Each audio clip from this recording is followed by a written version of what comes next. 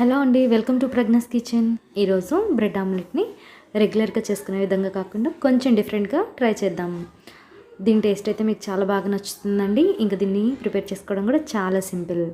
మరి దీన్ని ఎలా ప్రిపేర్ చేసుకోవాలో ఒకసారి చూసేద్దాం. ముందుగా 4 బ్రెడ్ స్లైస్ని తీసుకొని వాటిని ఇలాగ 4 వైపులా కట్ చేసుకొని మధ్యలో ఉన్న వైట్ బ్రెడ్ని సపరేట్గా ఈ విధంగా తీసుకోవాలి. చూసారు కదండి, ఈ విధంగా తీసుకోవాలి. ఇలాగా మిగిలిన బ్రెడ్ ముక్కల్ని కూడా కట్ చేసుకొని పక్కన పెట్టుకోవాలి.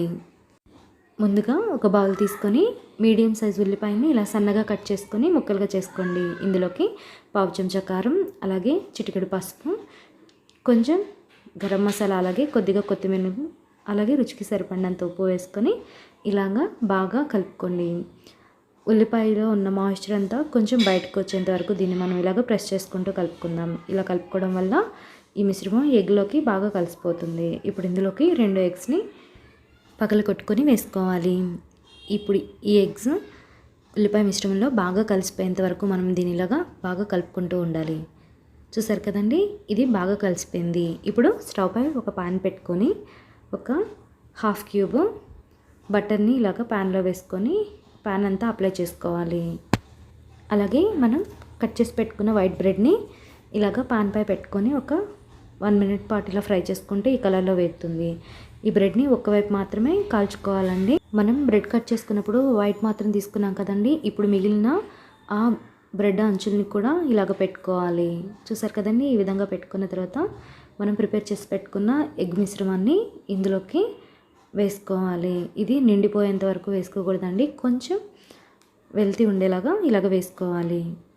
చూసారు కదండి, 2 ఎగ్స్ ఇందులోకి సరిగ్గా సరిపోయినాయి. ఇప్పుడు దీనిపైన లిడ్ పెట్టుకొని ఒక 2 మినిట్స్ పాటు మీడియం ఫ్లేమ్లో కుక్ చేసుకోవాలి. లిడ్ తీసి ఒకసారి చెక్ చేసుకుందామండి. స్పూన్తో ఇలాగ టచ్ చేసినా కూడా మనకి ఎగ్ అనేది అంటలేదు, అంటే ఇది బాగా కుక్ అయిపోయింది. ఇప్పుడు దీని మీద ఒక 1/2 టేబుల్ స్పూన్ మైనీస్ని ఇలాగ అప్లై చేసుకుందాం. మీకు మైనీస్ అనేది నచ్చకపోతే కనుక మీరు మైనీస్ అలాగే నెక్స్ట్ వేయబోయే చీజ్ని కూడా స్కిప్ చేసుకొని ఓన్లీ ఈ ఎగ్ని మాత్రమే ఉంచుకోవచ్చు. చూసారు కదండి, మైనీస్ బాగా అప్లై చేసాం. ఇప్పుడు దీని మీద మనం తురిమి పెట్టుకున్న చీజ్ని కూడా దీని మీద ఇలాగ వేసుకుందాము.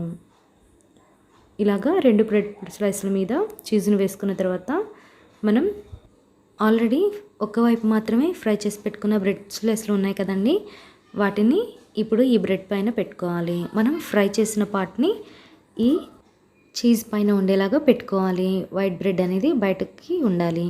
ఈ విధంగా 2ని సెట్ చేసుకున్న తర్వాత ఒకసారి తిప్పుకోవాలి. ఇలా తిప్పిన ఈ బ్రెడ్ స్లైస్ని ఒక 2 మినిట్స్ పాటు కుక్ చేసుకుంటే బ్రెడ్ ఆమ్లెట్ అనేది రెడీ అయిపోతుంది. మనం రెగ్యులర్గా చేసుకునే విధంగా కాకుండా ఇలా ఒకసారి మీరు కూడా ట్రై చేయండి.